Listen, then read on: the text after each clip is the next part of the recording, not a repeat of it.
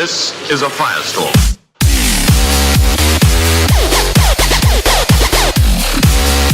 Hello and welcome, my name is Kyle for the win, and welcome back to some more Call of Duty World War II. Today we actually got a brand new update that I am very excited to cover for you guys, which is why I'm covering it. I'm going to be reading the patch notes from today. The update actually went live today, and this is actually really incredible because with the Michael Condrey and Glenn Schofield leaving Sledgehammer Games, I forget his name, the guy that is now running Sledgehammer Games just posted a new update very recently about Call of Duty World War II. So I'm going to be reading the full patch notes for you guys. There's a bunch of weapon tuning, weapon buffing, weapon nerfing, all sorts of cool stuff like that. So we're just going to jump right into these. Hopefully you guys enjoyed the gameplay in the background. We start out with some Volkssturm Gewehr gameplay on St. Mary du Mont. We do pretty well, and then we jump into a little bit more gameplay on London Docks using these stands. So, starting off with the SMGs, they buffed base ADS times and buffed ADS from sprint times. ADS sprint out times match ADS from sprint times. This is incredible. Absolutely incredible. This is all what we wanted. This is all what we were expecting and very much wanting for this game. The sprint out time to be changed. And finally, after 4 months, we finally get the sprint out time changed for SMGs only. So, and I can tell when I use SMGs that they pull up way faster so that you can rush, and rushing is now way better in this game than it was previously. Next, we have the rifles. Buffed ADS transition times, but not ADS from sprint times / ADS sprint out times, in an effort to maintain a difference between the SMG and AR class playstyles. So basically, this is really cool as well, because I can tell when I'm using assault rifles now, they zoom in much faster. So quick draw is actually useful and definitely helps your gunfights. Like, you can see multiple times in the St. Mary du Mont gameplay where I just nail kids because I am able to aim down sights and destroy them, which is just really awesome. I'm really glad they fixed that. They didn't fix the sprint out times on the assault rifles, which I'm fine with. I think it's good enough how it is now. Next, we have the snipers, the Kar 98K and the M1903. Nerfed ADS transition times, a slight quickscoping nerf. Yes, thank goodness. You all know how annoying the freaking snipers are in this game, so that is fantastic. Thank you. That means the Kar 90K is even slower than it was earlier, and the M1903 is now slower as well, which is just incredible because those were the only two snipers that quickscopers used a lot. So thank God they did that. Next, for the LMGs, they buffed the base ADS times. That's also really cool. And there's a little note at the bottom. That says base ADS times for SMGs are faster than rifles, and rifles are faster than LMGs. In other words, there is now more of a distinction between class playstyles. So this is really cool. Basically, this is saying that they're nerfing certain weapons, they're buffing certain weapons to make the classes seem more different from each other, which is cool. I like that. Buff the ADS times. LMGs need that. They always do. LMGs zoom in very slowly, so it's really cool. Now we're going to jump into specific weapon buffs and nerfs, so make sure you guys listen up for this. The MP40 buffed recoil in an effort to have a more competitive SMG on par with the PPSH-41. Thank you. They didn't nerf the PPSH in this patch, by the way, guys. But by buffing the MP40 again, that means the PPSH maybe not be used as much anymore, which is just fantastic, which I really like. Although playing today, I haven't really come across it as a big problem, but still, I'm really happy that this got changed, because I love the MP40. You guys all know it's my baby. It's my favorite weapon in the game, so I'm really glad they buffed it again. Next, the FG-42. I'll probably put some FG-42 gameplay in this section because I want to show you guys as I read this.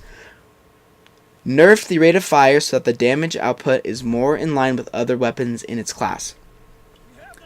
I don't know why they nerfed the rate of fire again, because there was multiple times, I'll probably show you the gameplay, where SMG users were juking me out. I was shooting at them, and they were just avoiding my bullets, because the fire rate is so slow. So I don't think that was a very good idea. I think that FG-42 was fine how it was, but they changed it and there's nothing we can do about it now. I just wouldn't have changed it if I were them. Next we have the SVT, buffed recoil in an effort to make it more manageable to shoot down range and give a better contrast to the M1 Garand. So the SVT, I think, desperately needed a buff for multiple reasons, and those reasons are simply, it's just not that good of a weapon. The fire rate is really slow, the recoil is a little bit too high, so I'm really glad they buffed the SVT. But that's not all the changes to the SVT. They also nerfed the hip fire spread to match the M1 Garands in an effort to decrease the ability to quickly kill opponents at a closer range. I never came across this with the SVT, but I'm really glad that they did fix that, because I mean, it would be kind of annoying just to get two-shotted right away, right as you get up into their face. So next we are moving on to the M1A1, again one of my favorite weapons in this game. Buff fire rate in an effort to make it a more competitive choice amongst the other rifles, still slightly slower than the FG-43. So that's really cool. I like that one as well. It's a really good change. I really like that they changed that as well, because I love the M1A1, and it kind of has a slow fire rate, which is why if you looked at my best class setup video from earlier this year, you notice that I put rapid fire. Well, actually, I didn't put rapid fire on it, but I was thinking about putting rapid fire instead of quick draw when I was trying to make a good class for you guys, but I just decided to opt it out for it. But now it seems to have rapid fire, which is really good. Next, the FG-43, buffed fire rate in an effort to make it more competitive. Make it a more competitive choice amongst the other rifles. Still slightly faster than the M1A1. They buffed the recoil closer to that of the M1A1, and they buffed the clip size to be 12 rounds per clip instead of 10. I really like this. I'm actually on my way to getting the FG-43. I have probably 30-ish matches to go before I get that weapon. But once I do get that weapon, I'll probably do a live commentary for you guys on that weapon, just to see how good it is now. Next, they did a ton of buffs on the M30 Luftwaffe drilling. They buffed the damage per pellet to be in par with the recent sawed-off shotgun changes, so that this shotgun now has a more automatic 2-shot kill and a slightly more forgiving 1-shot kill. So this is really good. I like that they are upgrading these double barrel shotguns, because the double barrel shotguns are extremely fun to use, but are also extremely underpowered. So by buffing them, it makes them more fun to use and makes the challenges for Chrome easier if you guys are on that Chrome grind. Finally, the last weapon that they changed is the toggle action shotgun. Buffed clip size to be 8 shots per clip instead of 6 in an effort to allow players to have more success with this weapon. Nerfed ADS spread to be on par with the other shotguns besides the M30. This is also really good. I don't really like the Luftwaffe. I'd rather people not use it because it's pretty much a brecci, as we've gone over many times. And I don't really like this change, but they changed it, and that's pretty good. So, guys, that is it for everything. There's no skill streak tuning yet. There's none of the other stuff that we really wanted quite yet, but we can't complain because they are making changes that the community has wanted. This is important. This is the baby steps, guys. It takes baby steps. They can make this game progressively better as the year goes on, but it does take baby steps. You guys just have to be patient with it. I'll probably be mixing in some Call of Duty World War II with Fortnite again. I'm not gonna say I'm coming back permanently, because I just can't lie to you guys again about that, because that's just cheap of me to do. But yeah, there we go, guys. That is it. Those are all the changes within this new recent patch for Call of Duty World War II. So far, I really like the changes that they did. I just think it's really incredible. Make sure you guys check out my Fortnite live episode from earlier today. It was the first live episode of Season 3.